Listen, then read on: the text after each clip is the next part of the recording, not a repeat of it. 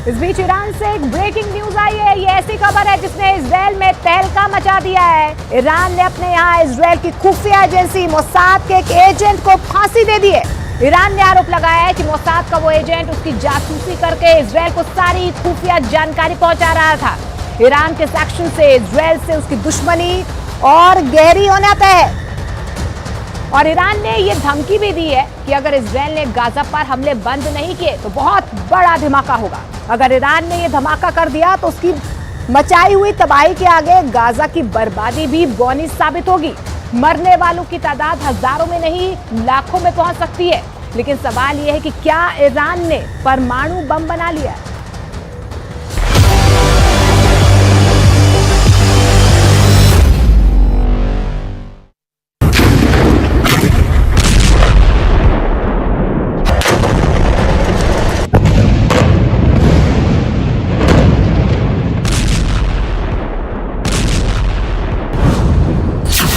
ये धमाके तो बहुत छोटे हैं, बड़ी फिल्म का छोटा सा ट्रेलर है। असली धमाका तो अब होने वाला है और धमाका करेगा ईरान।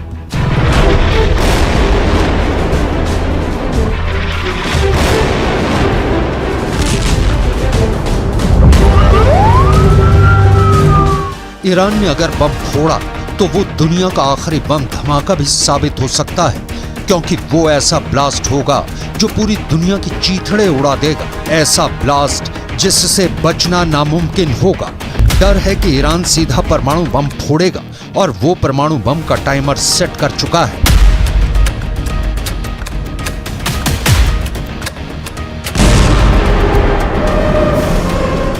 ईरान गुस्से में है, बहुत गुस्से में है। गुस्से में उसने अपने दोस्त चीन से फोन पर बात की और साफ साफ कह दिया है कि इजराइल ने गाजा में अब हद पार कर दी है। उसने ईरान के सब्र का बांध तोड़ दिया है, इसलिए अब बहुत बड़ा ब्लास्ट होगा।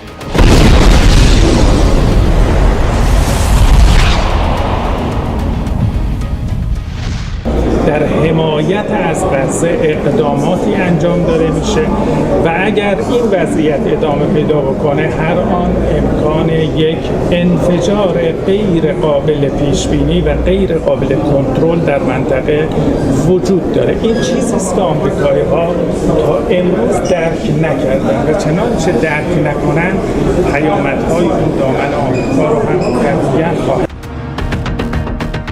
ईरान के विदेश मंत्री ने अपने बयान में धमाका शब्द का इस्तेमाल किया और पूरी दुनिया में तहलका मच गया।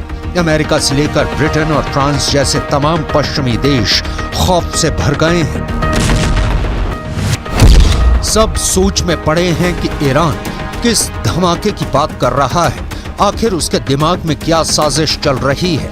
डर जताया जा रहा है कि कहीं ईरान ने परमाणु बम तो नहीं बना लिया।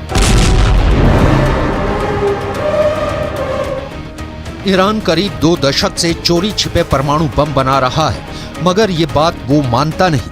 वो कहता है कि उसके न्यूक्लियर प्रोग्राम का हथियारों से कोई लेना देना नहीं, उसका परमाणु कार्यक्रम एकदम शांतिपूर्ण है। मगर करीब 6 साल पहले इजराइल ने बाकायदा सबूतों के आधार पर ईरान के परमाणु कार्यक्रम का भंडा फोड़ दिया था।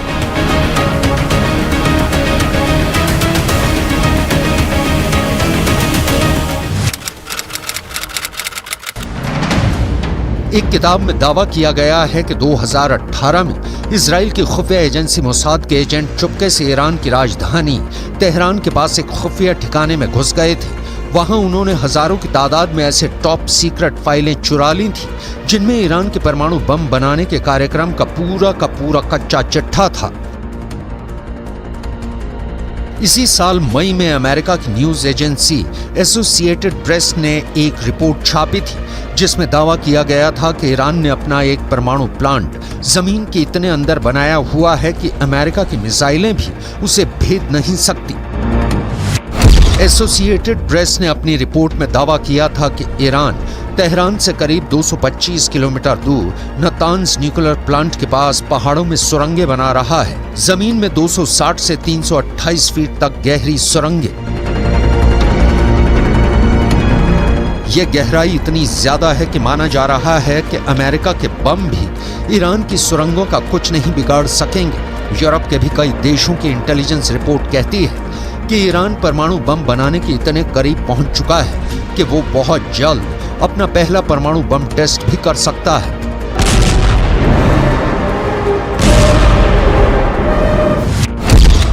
ईरान के परमाणु प्रोग्राम की जांच कर रही है संयुक्त राष्ट्र की न्यूक्लियर एजेंसी IAEA यानी इंटरनेशनल एटॉमिक एनर्जी एजेंसी का तो दावा है कि ईरान परमाणु बम बनाने के लिए इतना यूरेनियम जुटा चुका है कि महज 12 दिन में परमाणु बम बना डालेगा।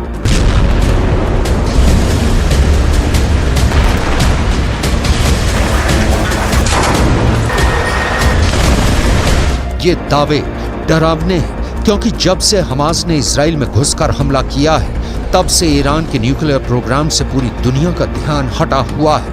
ईरान के जिस परमाणु कार्यक्रम से अंतर्राष्ट्रीय मीडिया की नजरें नहीं हटती थी वो युद्ध की रिपोर्टिंग में लगा है। ईरान के परमाणु कार्यक्रम पर गिद्ध की तरह नजरें गड़ाए बैठे अमेरिका और इजराइल जंग में उलझे हुए हैं। रक्षा विशेषज्ञों का कहना है कि ईरान इसी बात का फायदा उठाकर चोरी छिपे धड़ल्ले से परमाणु बम बनाने में लगा है।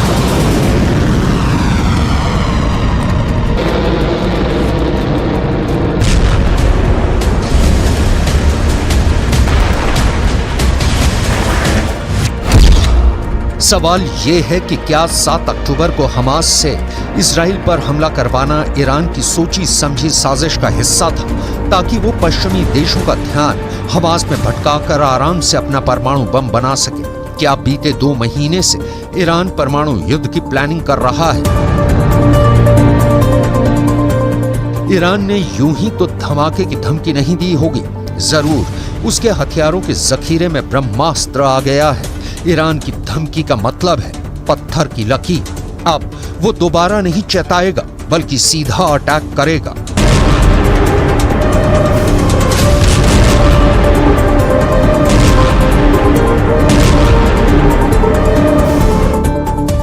ईरान के विदेश मंत्री ने फोन पर चीन के विदेश मंत्री से यह भी कहा कि गाजा की जंग पूरे पश्चिम एशिया में फैल चुकी है। अभी तो बस लेबनान का हिजबुल्लाह और यमन के हूथी विद्रोही हमास के साथ खड़े हैं। आगे चलकर कई और देश इस जंग में कूद जाएंगे। ऐसे में अगर इजराइल ने अब भी हथियार नहीं डाले तो फिर जंगों का ऐसा विस्फोट होगा जिसमें पूरा का पूरा पश्चिम एशिया तबाह हो जाएगा। फोन पर चीन के विदेश मंत्री ने ईरान के विदेश मंत्री को समझाया कि गाजा की जंग का सिर्फ एक ही समाधान है और वो ये है कि इजराइल के साथ फिलिस्तीन के लोगों को भी उनका देश दिलाया जाए। मगर ईरान इजराइल को खत्म करने की कसम खाए बैठा है। वो पहले ही दो टूक कह चुका है कि पूरे फसाद की जड़ ही इजराइल है। इसलिए जब इजराइल नक्शे से मिटेगा तभी पूरी दुनिया में शांति आएगी।